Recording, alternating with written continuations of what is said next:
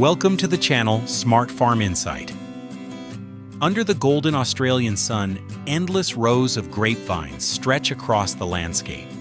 From Sunraysia in Victoria to Riverland in South Australia,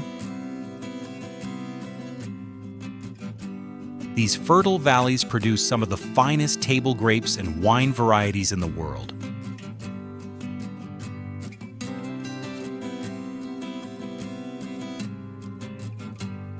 Australia's unique climate, hot days, cool nights, and low humidity, gives grapes a perfect balance of sweetness and acidity. But behind every cluster of juicy grapes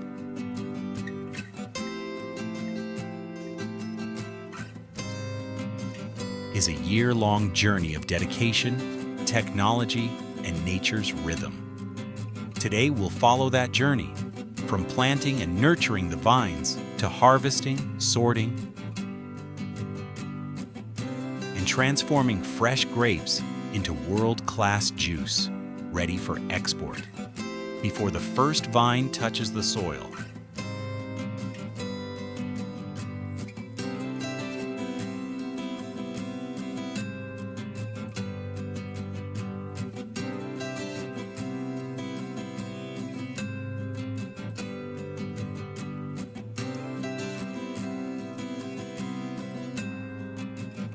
The groundwork begins. Farmers select land with well-drained sandy loam soil, rich in minerals but not overly fertile, ensuring strong, controlled vine growth. The land is deeply plowed and leveled to improve aeration and water flow.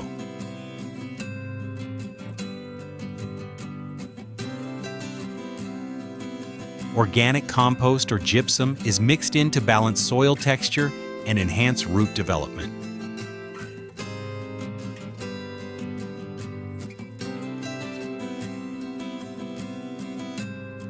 Modern vineyards in Australia rely on drip irrigation systems installed before planting, which deliver water directly to each plant's roots, conserving resources and ensuring consistent growth in the country's dry regions.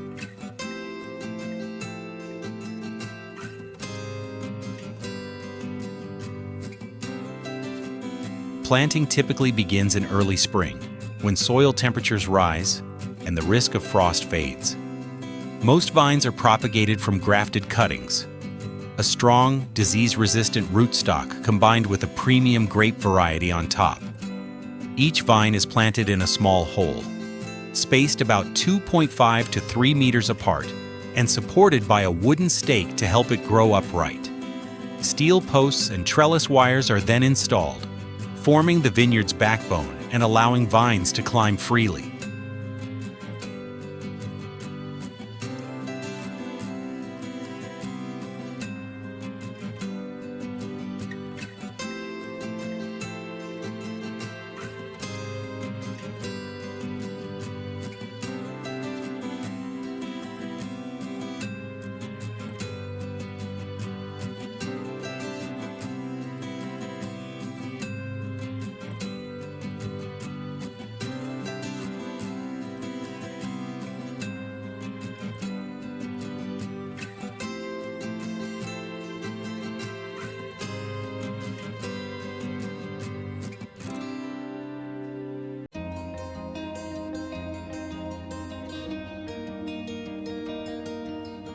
In the first year, the focus isn't on fruit, but on establishing deep, healthy roots.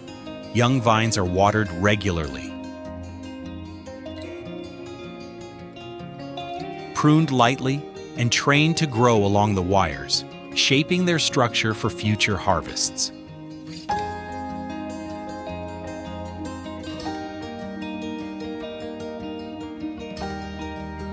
Throughout the growing season, farmers monitor the vineyard closely. Soil sensors and weather stations provide real-time data on temperature, humidity, and moisture levels. Irrigation and fertilizer schedules are adjusted based on this data to optimize growth and conserve resources. By late spring, lush green canopies spread across the vineyard, and tiny clusters of flowers appear. The beginning of the grape's life cycle. Each vine produces hundreds of small, delicate flowers that bloom for just a few days. Pollination occurs naturally through wind and insects.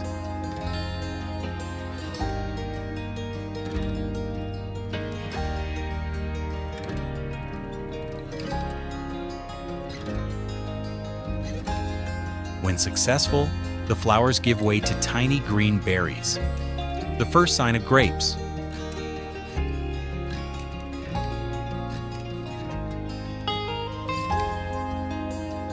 Over the next several weeks, the grapes grow and slowly begin to fill with juice.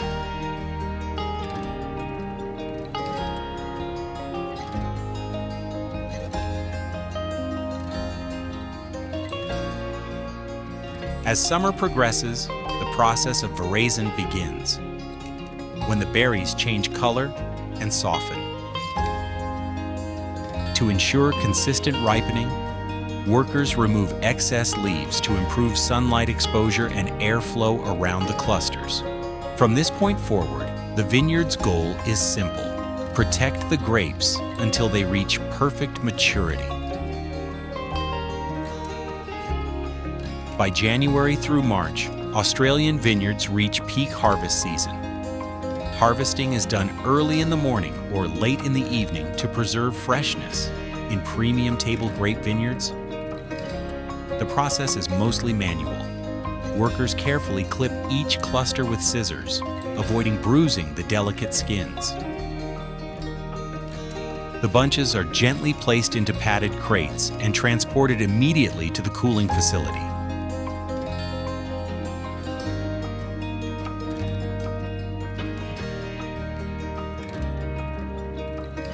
In large-scale vineyards, mechanical harvesters are used. Powerful yet precise machines that shake the vines gently, collecting ripe grapes without damaging them.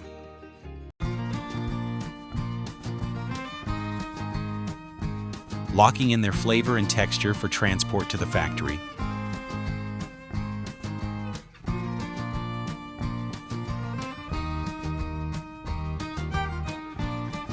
At the factory or packing house, grapes are unloaded and transferred onto conveyor belts for sorting and cleaning.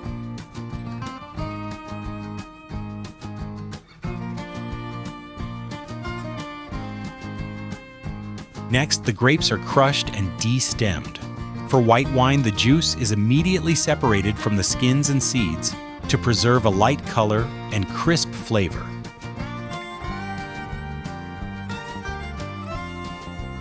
For red wine, however, the skins are left in the mixture, a process called maceration, which gives the wine its deep color and rich tannins.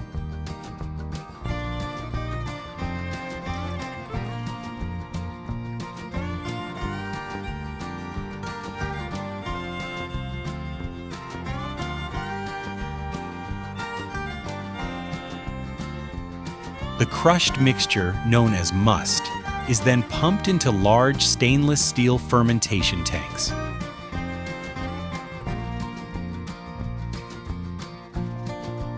Here, yeast, either natural or added, begins converting grape sugars into alcohol.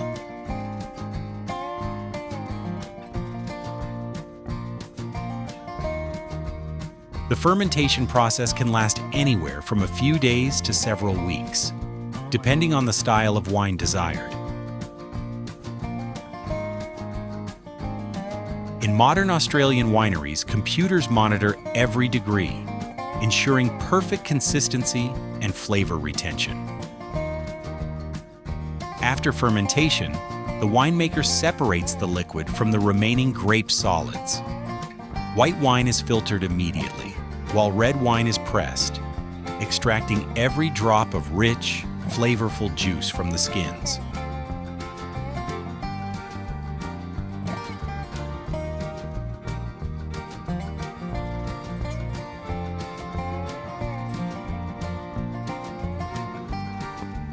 The young wine is transferred into oak barrels or stainless steel tanks, where it rests quietly for several months or even years.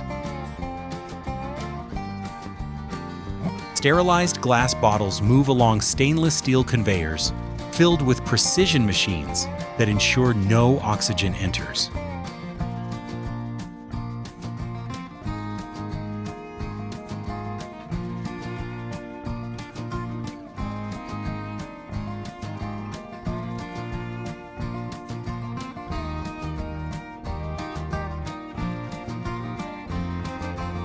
Each bottle is sealed with either a traditional cork or a modern screw cap, both designed to protect the wine's freshness and aging potential. Labels are applied.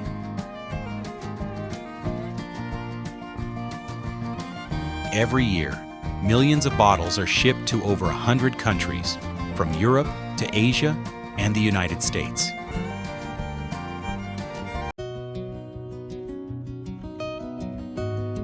Rice is more than just food in Taiwan. It is a cultural symbol, a backbone of agriculture, and a thread connecting generations. To understand how a single grain of rice reaches the dining table, we must begin at the very start of its journey, the seed. The process starts with seed selection, one of the most critical steps. Choosing only those with strong germination rates, disease resistance, and the potential to produce uniform, high-yielding crops. These trays are filled with nutrient-rich soil that provides a safe, controlled space for young rice plants to develop.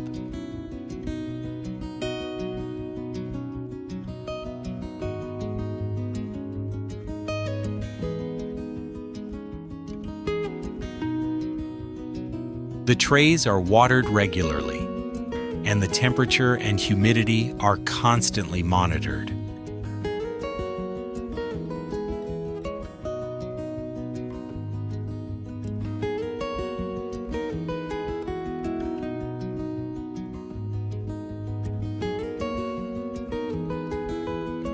Within a week, the seeds push out delicate green shoots that grow into sturdy seedlings, strong enough to be transplanted.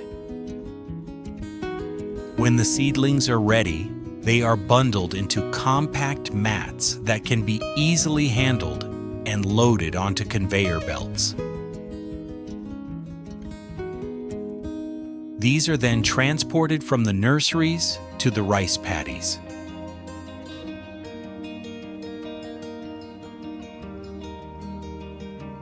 By this time, the fields themselves have undergone careful preparation. Farmers plow and level the soil so water can be evenly distributed.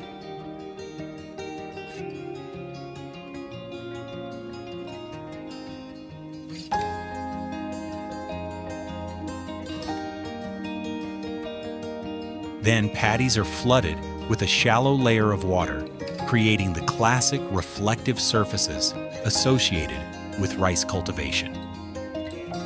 Traditionally, transplanting rice was back-breaking labor, done by hand under the hot sun. Today, mechanical transplanters glide across the paddies. These machines pick up seedlings from the nursery mats and place them into the muddy soil at consistent depths and spacing. Each row is neat, uniform, and precise, something nearly impossible to achieve by hand. The result is a field that looks like a grid of young plants, evenly spaced and set up for maximum growth.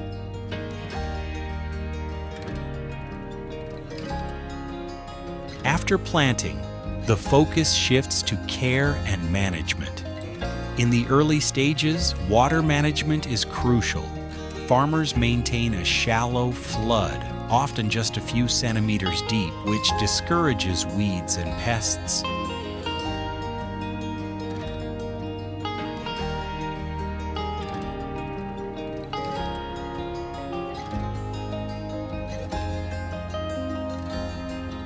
As the rice plants grow taller, farmers introduce fertilizers in carefully measured amounts.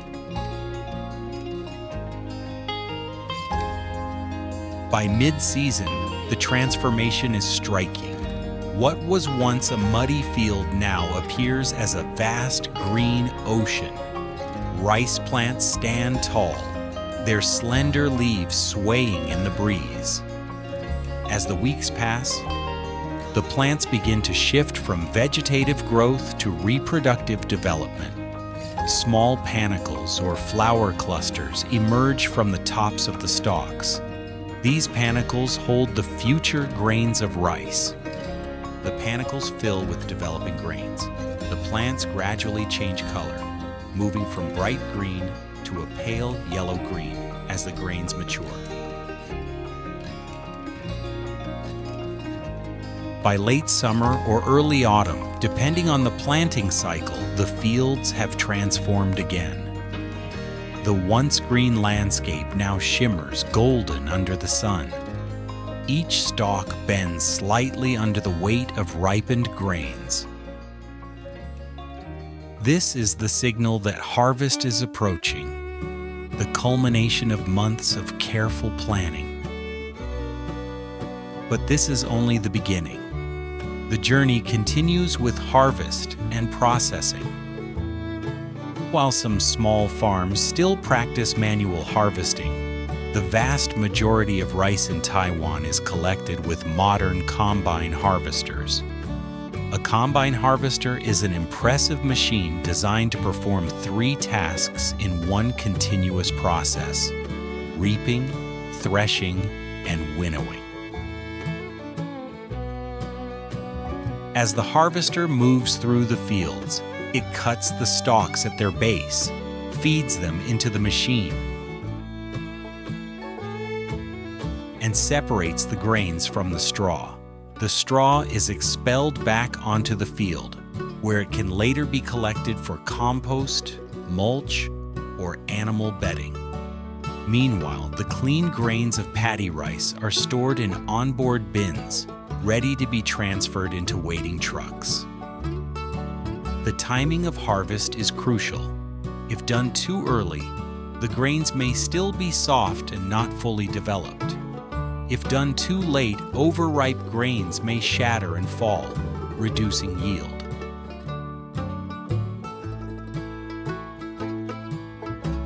The freshly harvested grains, known as paddy rice, contain high levels of moisture. If left untreated, this moisture creates the perfect environment for mold and spoilage. The rice is quickly transported to drying facilities. At the drying stations, warm air is circulated through the grains. Once dried, the paddy rice is ready for milling. The journey of milling begins with cleaning.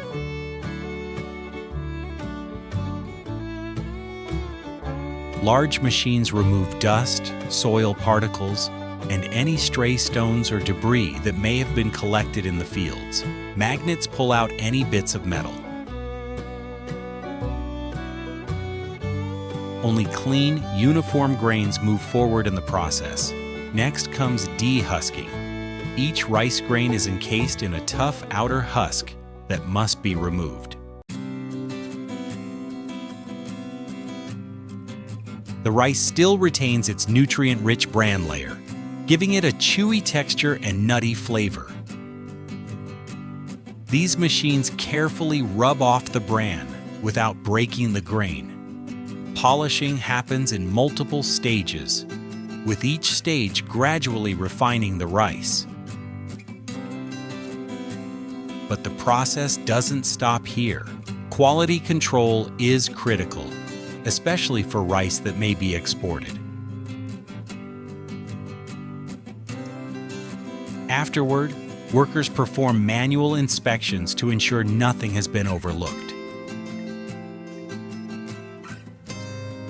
The result is the familiar shiny white grains that dominate kitchens and markets.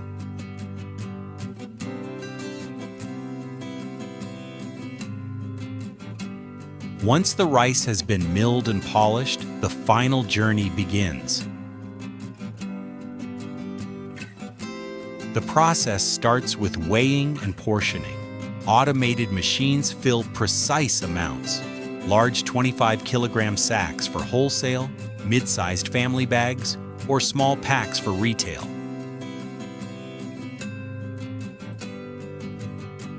Vacuum-sealed or hermetically sealed bags keep rice safe from moisture, insects, and contamination.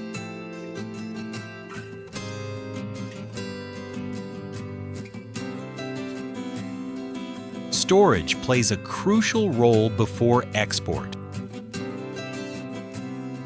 Warehouses maintain cool, dry conditions with strict humidity control.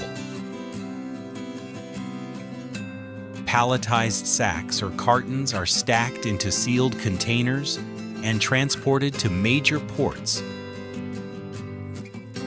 Exporting rice is more than trade. It is also cultural exchange.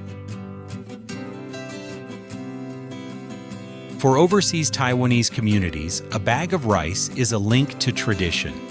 For global consumers, it introduces the taste and heritage of Taiwan. Looking forward, the industry is adapting to climate challenges and global demand. Smart farming, sustainable packaging, and eco-friendly logistics are becoming essential to remain competitive. Taiwan's rice industry is not only feeding its own people, but also sharing a piece of its culture with the world.